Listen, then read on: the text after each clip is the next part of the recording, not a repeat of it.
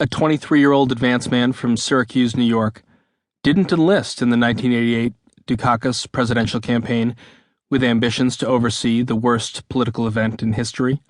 Despite modest misgivings about what his assignment held in store, only in hindsight could the gangly, khaki-clad operative form a fuller perspective on the catastrophe that lay in store on his watch.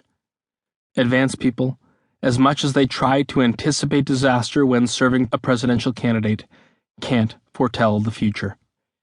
And even if he could smell doom for the event itself, as Bennett thought he might, who would listen to the warnings of a fresh-faced young man just off a plane in Detroit?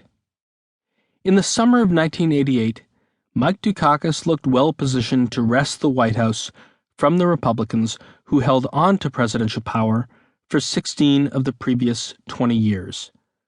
One task before him was selecting a running mate. Among the names floated for the shortlist were Bob Graham of Florida, John Glenn of Ohio, Sam Nunn of Georgia, Tom Foley of Washington, and Lloyd Bentsen of Texas. Picking a vice presidential running mate is a process first cloaked in secrecy and then bathed in marketing. Part beauty contest and part background check, it is also the first decision-making test of a party's nominee. On July 13, 1988, Dukakis announced that Senator Lloyd Bentsen, a bomber pilot in World War II, would be his wingman, reprising the Massachusetts-Texas axis of the 1960 Democratic ticket. Jack Kennedy and Lyndon Johnson beat the Republican incumbent vice president in 1960, Dukakis said, referring to Richard Nixon and his running mate, Henry Cabot Lodge, at a rally at Faneuil Hall, Bentsen beaming at his side. And Mike Dukakis and Lloyd Bentsen are going to beat him in 1988. But that summer, the Republican Party was also putting someone on Dukakis' ticket. Their choice was clear. His name was Willie Horton. Horton, of South Carolina by way of the Northeastern Correctional Center in Concord, Massachusetts, was not on Dukakis campaign chairman Paul Brontes's vetting list. A convicted murderer, Horton was serving a life sentence when he was released on June 6, 1986, as part of a weekend furlough program put in place for Massachusetts inmates, but didn't return from his hiatus. Instead, 10 months later, he raped a woman in Maryland and beat her fiancé to a pulp before being captured by the Prince George's County Police Department. Maryland refused to extradite Horton to Massachusetts out of fear he might be furloughed again.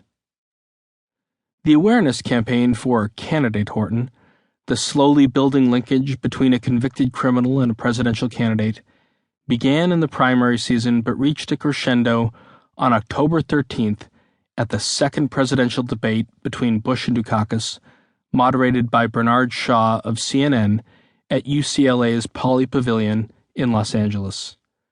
Some 67.3 million people watched at home, making it the fourth most watched debate in history.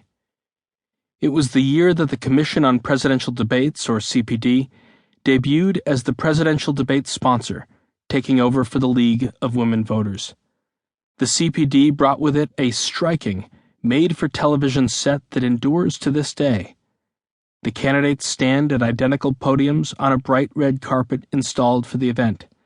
They appear before a royal blue backdrop or hard wall, like those that once flattered the anchormen on news programs, framing them against a strong, flat color.